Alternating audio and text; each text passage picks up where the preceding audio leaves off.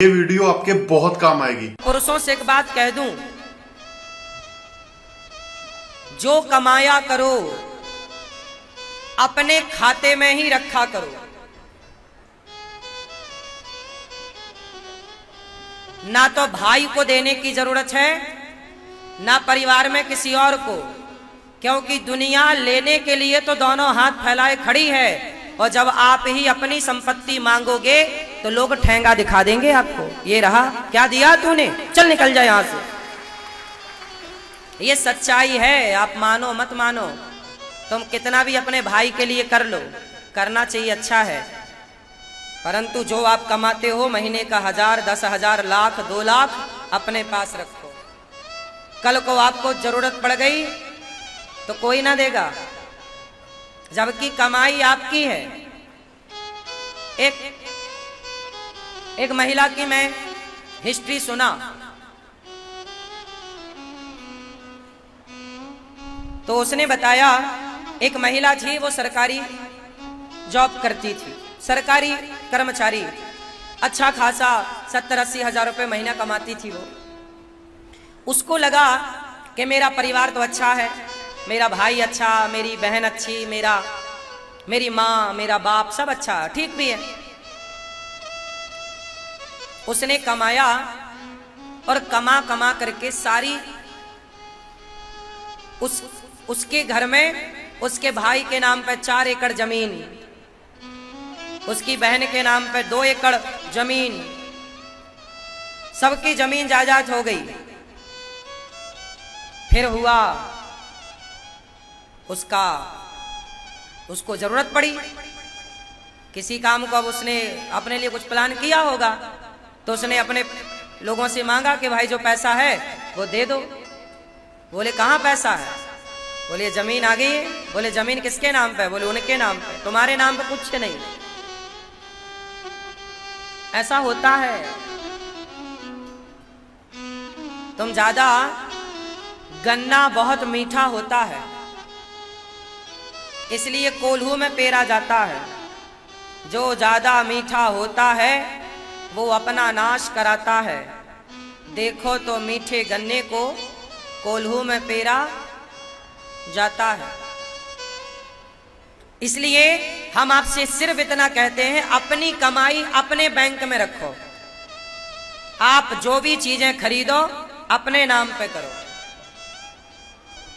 वरना दुनिया लोन आपके नाम पे देती है, वस्तुएं अपने नाम पे कर लेती है। ऐसे ही होता है, चुकाओ तुम, मौज उड़ाएंगे वो। कोई भी कैसा भी हो सकता है आज के युग में। आज के युग में पैसे के लिए कोई भी बेईमान हो सकता है। 1% छोड़ दो आप अच्छे लोगों को, हाँ या ना? आजकल पैसे के लिए वो ईमानदारी वाला जमाना, सतयुग चला गया जहां राम जैसे भाई होते थे, चला गया त्रेता द्वापर। अब तो कलयुग है, अब तो भाई भी पैसे के लिए भाई का मर्डर कर देता है। अब तो बेटा भी पैसे के लिए बाप का मर्डर कर देता है। आजकल तो माँ भी बच्चे को मार डालती है, हाँ या ना? क्या नहीं हो रहा है इस युग में? इसलिए जो कमाओ किसके पास? अपने पास। और आपकी पत्नी अच्छी है तो फिर पत्नी को दो।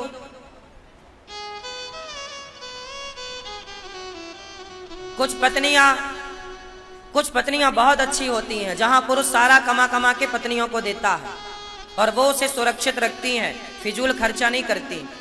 पर कुछ पत्नियां होती हैं कि पैसा आया तो थोड़ा मायके की तरफ सप्लाई कर देती हैं। हमारा भाई गरीब है, हमारे यहाँ बाप के यहाँ ये, तो पति को पता चला कि ये तो बंटा ढार कर देगी, तो फिर वो अपनी पत्नी को देना बंद कर देता है। इसलिए पत्नियों को भी चाहिए कि अपने पति के विश्वास को ना तोड़ें। देखो, रिश्ता भाई भाई का और हिसाब पाई पाई का। रिश्ता भाई भाई का और हिसाब, जिसका हिसाब किताब सही है वो सदा सुखी है, और जिसका हिसाब किताब, सारा झगड़ा हिसाब किताब पर होता है आखिरी में। बोलो हाँ। इसलिए पहले से हिसाब किताब ठीक करके चलो। बात किस किस के समझ में आ गई? तो बात हमने सही कही या गलत कही? क्यों सही है? क्या टोपी वाले भैया सही है कि नहीं? ऐसे में कितने भाइयों को जानता हूं कि छोटा भाई कमा कमा के सारा बड़े भाई को देता रहा, ये सोच के कि ये हमारे बाप के तुल्य है, और वो सारा पैसा भाई का कमाया भी रखा, बाप की संपत्ति अपने नाम पे करा दिया और भाइयों को दिखा दिया बाबा जी का ठुल्लू। अब वो भाई बेचारे परेशान हैं। सारे भाई ऐसे नहीं हैं पर बहुत ऐसे हैं। इसलिए समझदारी यही है, ज्यादा परिवार में सबके साथ अच्छा व्यवहार करो, सबकी मदद करो, हेल्प सबकी करो। जरूरत पड़ने पर भाई को जरूरत है 50,000 की दो, भाई को हॉस्पिटल में दवाई की जरूरत है, बीमार पड़ा है करो, पर संपत्ति ही क्यों देना है उसे? जरूरत पड़ने पर हेल्प तो करनी चाहिए। अपने नहीं करेंगे तो कौन करेगा? करो, आप सबकी करो हेल्प, पर यह देख लेना कि आपकी कौन करता है।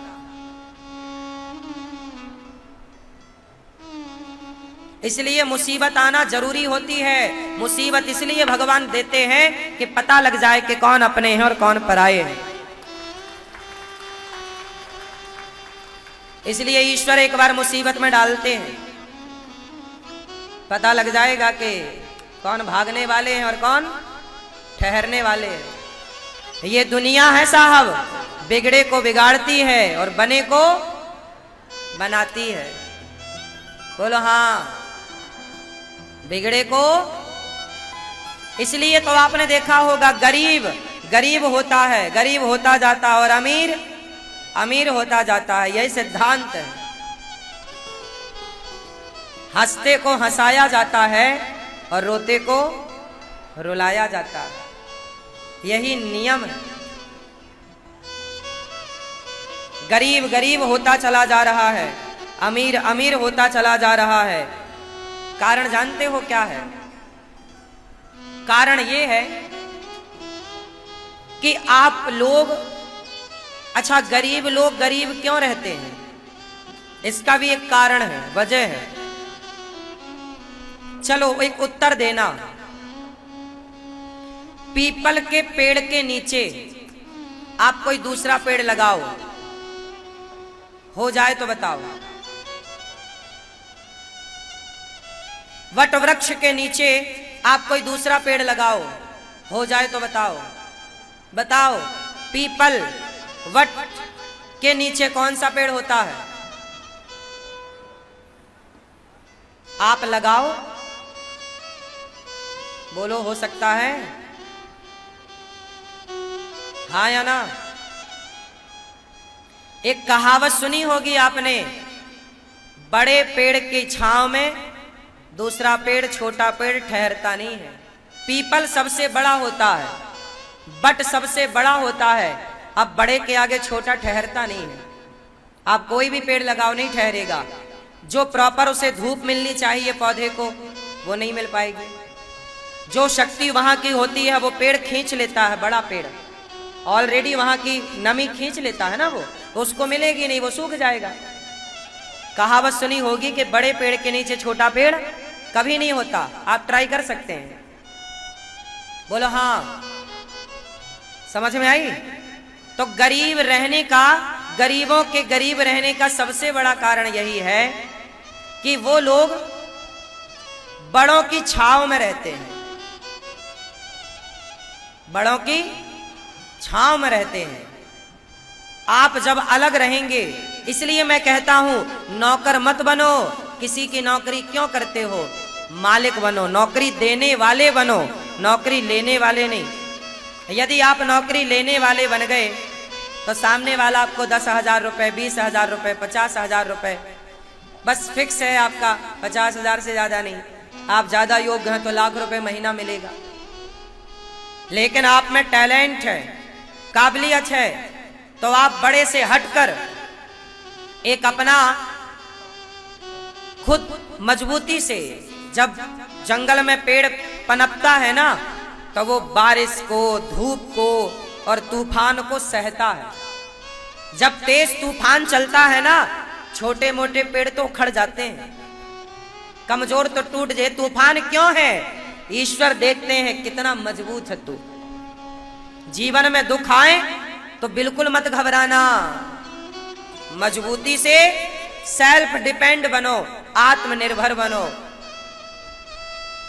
घबराओ मत, हर थपेड़े को सहो, हर दुख को सहो, हर अपमान को सहो और डट के अपने लक्ष्य की ओर बढ़ते रहो।